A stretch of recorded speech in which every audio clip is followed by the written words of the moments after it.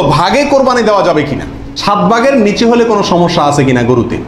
একটা গরুতে ধরেন 5 জন মিলে দিলেন, 4 জন মিলে দিলেন, 3 জন মিলে দিলেন, 6 জন মিলে দিলেন, 7-এর নিচে হলো, এটা কি যথেষ্ট হবে না কোনো সমস্যা আছে?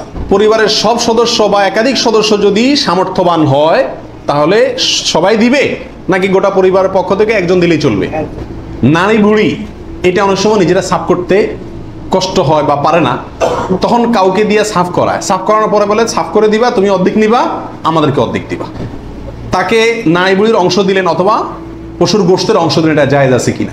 ভাগে কোরবানি দেওয়া যাবে কিনা, এটা একটা গুরুত্বপূর্ণ প্রশ্ন আজকালকার যুগে।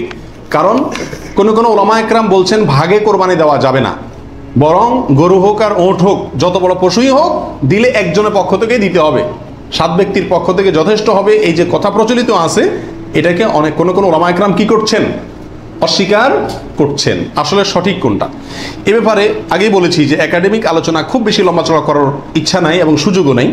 শুধু সংক্ষেপে এটুকু বলবো, সব যুগেই সবচাইতে বেশি সংখ্যক ওলামাদের মতে, বলা যায় প্রায় সবার মতে, সমস্ত ওলামা একরামের মতেই বলা যেতে পারে প্রায়, গরুর ক্ষেত্রে একটা গরু 7 জন ব্যক্তির পক্ষ থেকে কি হবে, কোরবানির জন্য যথেষ্ট হবে। এক্ষেত্রে বিচ্ছিন্নভাবে যে 2-1 আলেম বলছেন যে গরু হোক আর ওঁট হোক একজন থেকে হবে, 7 জন থেকে হবে না, তাদের যুক্তিগুলা খুবই ঠুনকো এবং খুবই দুর্বল।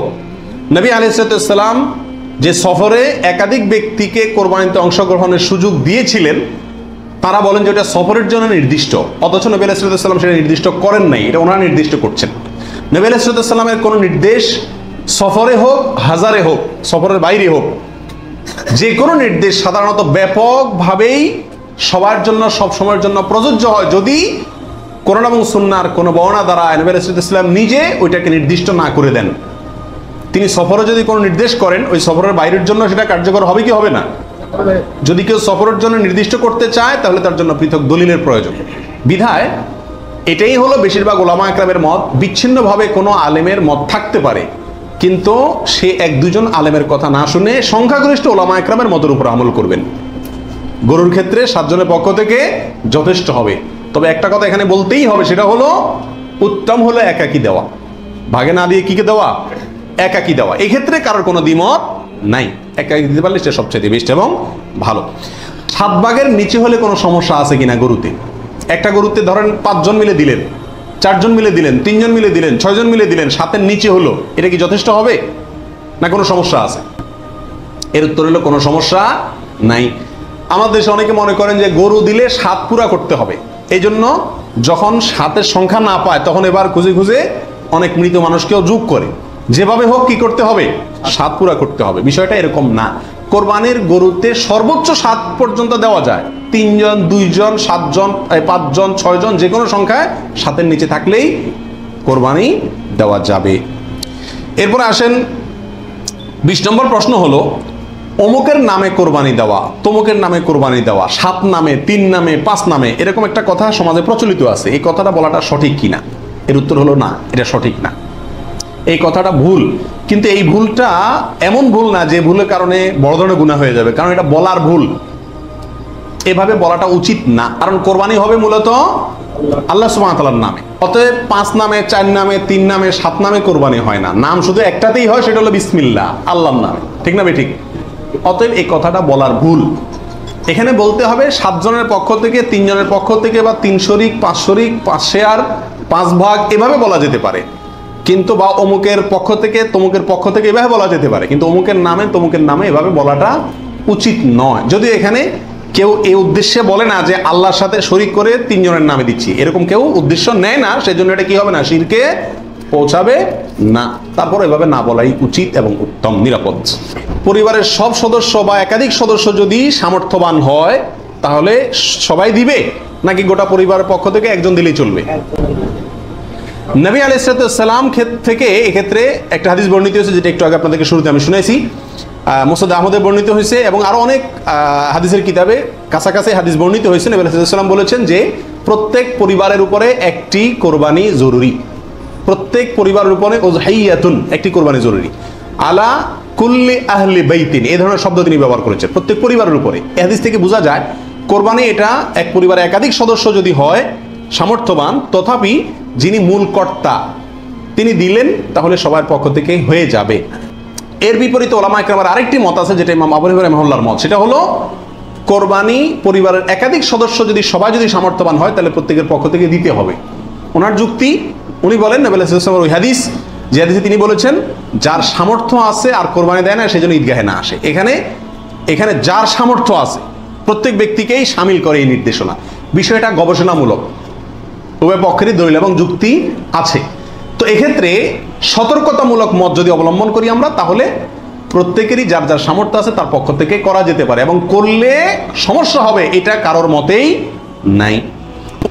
নারী বুড়ি এটা অনেক সময় নিজেরা সাফ করতে কষ্ট হয় বা পারে না, তখন কাউকে দিয়ে সাফ করায়। সাফ করানোর পরে বলে সাফ করে দিবা, তুমি অর্ধেক নিবা, আমাদেরকে অর্ধেক দিবা। এরকম হয় কি হয় না? তাকে নারী বুড়ির অংশ দিলেন অথবা পশুর গোশতের অংশ দিলেন, এটা জায়েজ আছে কিনা। প্রাসঙ্গিকভাবে আরেকটি কথা প্রশ্ন চলে আসে, সেটা হলো যে কসাই যখন পশুকে বানায়, তো বানানোর পরে তাকে টাকার চাতে কিছু গোশত দেওয়া হয়, এবং অনেক সময় দেখা যায় যে বানানোর যে বাজার রেট, তার যে মজুরি, এটা তাইতে অনেক কমে রাজি হয়ে যায় কসাইরা। কেন? কারণ তারা জানে গোশত 5 কেজি দিলে তো 2-2.5 হাজার টাকা এসে গেল, অতএব এক্ষেত্রে যদি আমাকে টাকা একটু কমও দেয় অসুবিধা নাই। এই ভুলটা ঘরে ঘরে হয়ে থাকে। কোরবানির পশু যারা বানায় সে কসাইদেরকে গোশত দেয় না, এমন মানুষ সারা বাংলাদেশে খুঁজে কয়জন পাওয়া যাবে আমার সন্দেহ আছে। কোরবানির মধ্যে সবচেয়ে বড় দাগের ভুলগুলোর ভিতরে এটা অন্যতম। এভাবে যদি কেউ করে তাহলে এটা বড় ধরনের ভুল। কোরবানি হওয়া না হওয়া নিয়ে টান দিবে। নবী আলাইহিস সালাম পরিষ্কার ভাষায় বলেছেন যে তোমরা কসাইকে, জাজ্জারকে কোরবানির পশুর কোনো কিছু দিবা না, তাকে আলাদা টাকা দিবা, তার মজুরি যেটা সেটা দিবা। কেন তাকে পশুর কিছু দেওয়া যাবে না? এই জন্য দেওয়া যাবে না যে এই পশুটা আপনি জবাই করছেন কার জন্য? আল্লাহর জন্য। এটার মালিক কে? মূলত আল্লাহ। যেহেতু আল্লাহ খায়ও না পরেও না, আল্লাহর জন্য কিছু দিলে আল্লাহ বলেন আমার পক্ষ থেকে গরিবকে দিও। এটা হলো আল্লাহ সিস্টেম। কিন্তু কোরবানির ক্ষেত্রে শুধু ব্যতিক্রম, আল্লাহ বলেছেন ঠিক আছে আমার জন্য দিছ, সবকিছুই গরিবকে দিতে বলি, এটা তোমার খাইতে দিলাম আমি। আল্লাহ আমাকে কি করছেন? খাওয়ার সুযোগ দিছেন। এখন আমি যদি এটা বিক্রি করি বা কোনো কিছুর বিনিময়ে কাউকে দেই, তাহলে সেটা কি হবে না? জায়েজ হবে না। কোরবানির পশুর গোশত যদি আপনি জাজ্জারকে দেন, কসাইকে দেন, তাহলে কেমন জন্য আপনি তার পরিশ্রমের বিনিময়ে তাকে এই অংশটা তাকে বিনিময় হিসাবে দিলেন, পারিশ্রমিক হিসাবে দিলেন, তাহলে বিক্রি করার মতো হয়ে গেল। এই জন্য কি হবে না? এটা জায়েজ হবে না। কসাইকে শুরুতে সাপ বলে দিতে হবে যে ভাই গোশত পাবা না, কত টাকা নিবা সাপ বলো, তুমি সে আশা করে বসে থাকিও না, 2 টাকা বেশি নাও, কিন্তু আমি তোমাকে গোশত টোস্ত বা কোনো কিছুই দেবো না। তবে হ্যাঁ, কসাই যদি আপনার প্রতিবেশী হয়, আপনার আত্মীয় হয়, অথবা অন্য গরিব মানুষ হয়, অন্য 10 জন গরিবকে যে পরিমাণ দিতেন তাকেও সে পরিমাণ দেন, তাহলে সমস্যা নেই, ওইটা ঠিক আছে। কিন্তু অন্য গরিবদেরকে দেন আধা কেজি করে, তারা দেন 5 কেজি, সমস্যা আছে। কারণ 4.5 কেজি আপনি কেন দিলেন? তাকে কাটছে সেজন্য, এটা বিনিময় হয়ে যাচ্ছে, এই জন্য এটা করা যাবে না। অতএব নারী বুড়িও যদি কেউ সাফ করে, তাকেও কি দেওয়া যাবে না? ওই নারী বুড়ির সাফের বিনিময়ে নারী বুড়ির অর্ধেক বা গরুর কোনো অংশ তাকে দেওয়া যাবে না। সাফ করলে সাফের বিনিময়ে তাকে ক্যাশ টাকা দিয়ে দিবেন। কথা বুঝতে পারছি? নারী বুড়ি যদি দিতে হয় তাহলে গরিব মানুষ হিসাবে দিলেন, সেটা ভিন্ন কথা, কিন্তু এজ এ তার কাজ পারিশ্রমিক হিসাবে কি করতে পারবেন না? দিতে পারবেন না। এটা বড় ভুলের ভিতরে একটা, এবং এটা প্রচুর পরিমাণে মানুষকে সচেতন করা দরকার ব্যাপারে।